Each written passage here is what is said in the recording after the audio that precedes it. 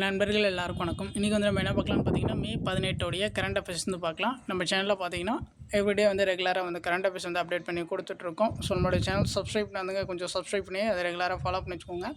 First question பாருங்கள், சட்டவிரோத நடவடிக்கை தடுப்புச் சட்டம் கொண்டு வரப்பட்ட ஆண்டு.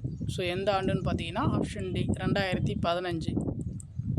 அடுத்து பாருங்கள், செயற்கை நுண்ணறிவு சார்ந்த சுகாதார ஆராய்ச்சி தொடர்பாக ஒப்பந்தம் செய்து கொண்ட ஐஐடி வந்து எது அப்படின்னு சொல்லி கேட்குறாங்க.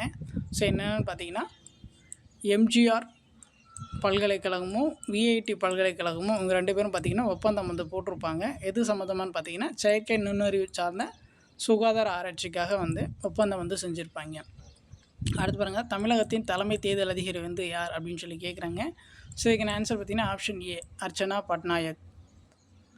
அடுத்த கொஸ்டின் பாருங்கள்.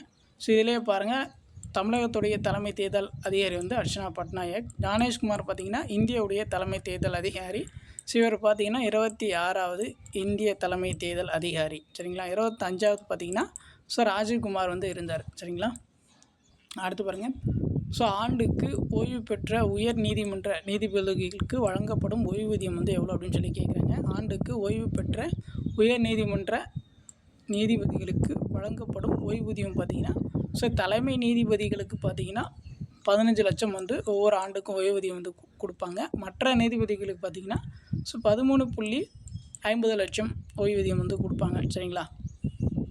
அடுத்து பாருங்கள், ஸோ எந்த ஆண்டுக்குள் இந்தியா 100 ஜிகாவாட் அணு மின் உற்பத்தி செய்ய இலக்கு வைத்துள்ளது. ஸோ இதுக்கான ஆன்சர் பார்த்திங்கன்னா ஆப்ஷன் டி 2047. அடுத்து பாருங்கள், அண்டர் 19 தெற்காசிய கால்பந்து கோப்பையை வென்ற அணி. ஸோ இதுக்கான ஆன்சர் ஆப்ஷன் ஏ இந்தியா.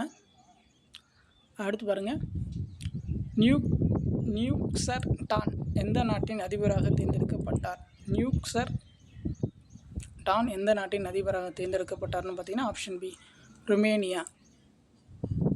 அடுத்து பாருங்கள், வானிலை மையத்தின் தென் மண்டல தலைவர் வந்து யார் அப்படின்னு சொல்லி கேட்குறாங்க. அதுக்கான answer option A B Amudha.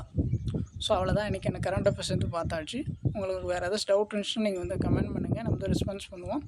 Thank you.